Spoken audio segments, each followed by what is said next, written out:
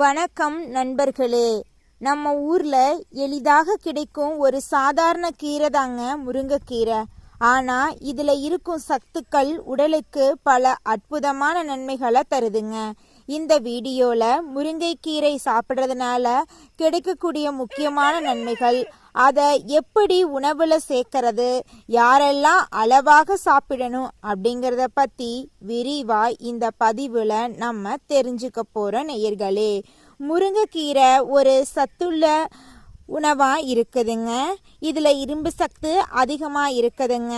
இரத்த சோகை வராம தடுக்குதுங்க. கால்சியம் அதிகமா முருங்கைக்கீரையில இருக்குதுங்க. எலும்புகள் மற்றும் பற்களை பலப்படுத்த பயன்படுதுங்க. வைட்டமின் ஏ இந்த முருங்கைக்கீரையில இருக்குதுங்க. கண் பார்வைக்கு நல்லதுங்க. விட்டமின் சி இருக்குதுங்க. நோய் எதிர்ப்பு சக்தியை அதிகரிக்குங்க. புரத சத்து இருக்குதுங்க. உடல் வளர்ச்சி மற்றும் தசை பலத்துக்கு உதவுங்க.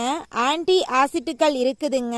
உடலில் உள்ள தீங்கு விளைவிக்கக்கூடிய மூலக்கூறுகளை குறைக்கிறதுக்கு உதவுதுங்க. நோய் எதிர்ப்பு சக்தியை அதிகரிக்க உதவுதுங்க இந்த முருங்கைக்கீரை. முருங்கைக்கீரையில இருக்கக்கூடிய விட்டமின் சி மற்றும் ஆன்டி ஆசிட்டுகள் உடலின் நோய் எதிர்ப்பு சக்தியை மேம்படுத்த உதவுது. அடிக்கடி சளி இரும்பல் வர்றவங்க அளவாக முருங்கைக்கீரையை உணவுல சேர்த்துக்கலாங்க. முருங்கைக்கீரையில இரும்பு சத்து அதிகமா இருக்கிறதுனால ஹீமோகுளோபின் அளவை மேம்படுத்த உதவலாங்க. இரத்த சோகை பிரச்சனை இருக்கிறவங்க மருத்துவர்கள் அல்லது ஊட்டச்சத்து நிபுணரின் ஆலோசனையின் பேரில் உணவுல முருங்கைக்கீரையில சேர்த்து கொள்ளலாங்க. முருங்கைக்கீரையில இருக்கக்கூடிய கால்சியம் எலும்புகள் மற்றும் பற்கள் ஆரோக்கியமா இருக்க உதவுதுங்க. வளர்க்கூடிய குழந்தைகள், வயதானவர்கள், பெண்கள் ஆகியோருக்கு இது பயனுள்ளதாக இருக்கலாங்க. முருங்கைக்கீரையில இருக்கக்கூடிய விட்டமின் ஏ கண் ஆரோக்கியத்தை பாதுகாக்க உதவுதுங்க. கண் உலர்வு மற்றும் பார்வை தொடர்பான சில பிரச்சனைகளை குறிக்க இது உதவுதுங்க. முருங்கைக்கீரையில இருக்கக்கூடிய நார்ச்சத்து இதுல இருக்கிறதுனால செரிமானத்தை சீராக வச்சிருக்க உதவுதுங்க.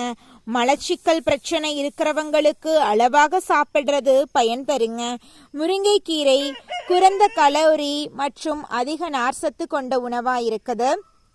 இதனால வயிறு நிறைவாக இருக்கும் உணர்வு கிடைக்குதுங்க. அதிகமா சாப்பிடும் பழக்கத்தை குறைக்க உதவலாங்க.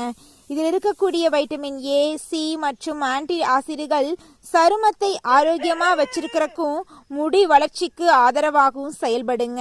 முருங்கைக்கீரையில இருக்கக்கூடிய புரத சத்து மற்றும் தாதுக்கள் உடலுக்கு தேவையான சக்தியை அளிக்க உதவுதுங்க. சோர்வு அதிகமா இருக்கும் நேரங்கள்ல சத்தான உணவாக இதை சேர்த்து கொள்ளலாங்க. முருங்கைக்கீரைய பொரியல் செய்து சாப்பிடலாங்க. கூட்டு இல்லைன்னா சாம்பார் செஞ்சு சாப்பிடலாங்க. சூப் செஞ்சு குடிக்கலாங்க. அடைகள், தோசை மாவு போன்றவற்றில் கலந்து பயன்படுத்தலாங்க. வாரத்துல 2-3 முறை அளவா சாப்பிடுறது உங்களுக்கு பலவிதமான பயன்களை கொடுக்குங்க.